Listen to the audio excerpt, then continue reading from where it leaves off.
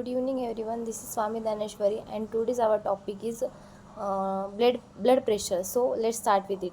Blood pressure is the pressure circulating blood against the walls of blood vessels. Most of the pressure results from the heart pumping blood through the circulatory system, and the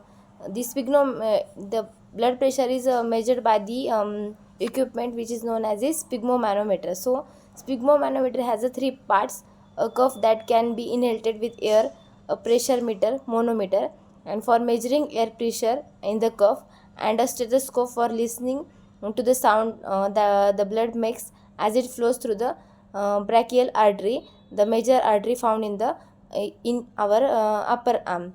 So this is the definition of blood pressure. Now we will see the recording the blood pressure.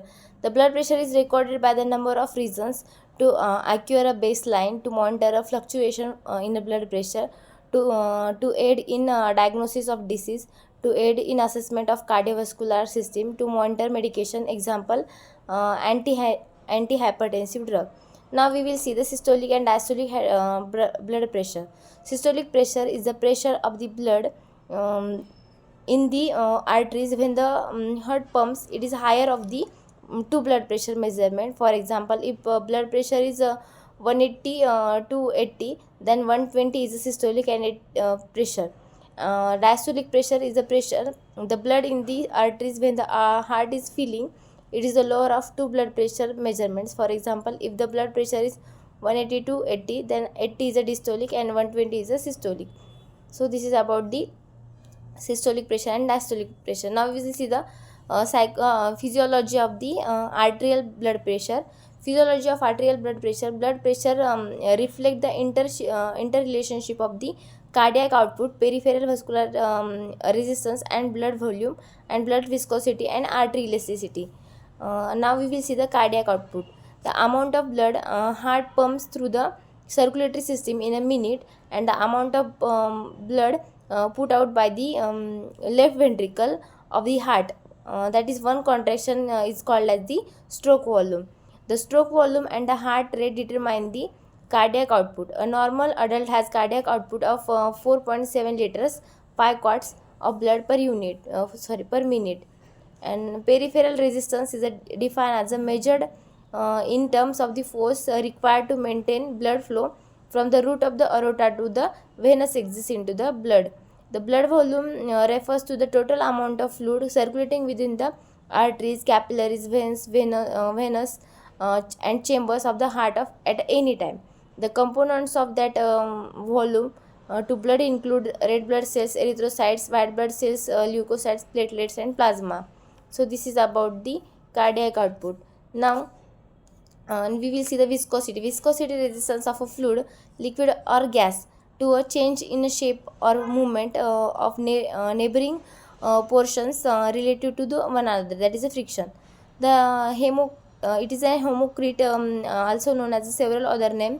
It's a volume percentage of red blood cells in blood measured a part of blood test. The measurement depends on the number and size of the red blood cell. It is normally 40.7 to 50.3 per males and 36.1 to 44.3 in females. Elasticity is the ability to recoil the bounce or back to the muscle's original length after being stretched. Now we will see the average optimal blood pressure. If in newborn, the blood pressure is 40 millimeter per Hg, and 1 month baby 85 to 54, 1 year baby 95 systolic and 95 diastolic and 65 systolic. In 6 year 105 and 65, and 10 to 13 year old child 110 to 65. In 14 to 17 year child 119 to 75, and 18 years and older more than 180 to more than 80.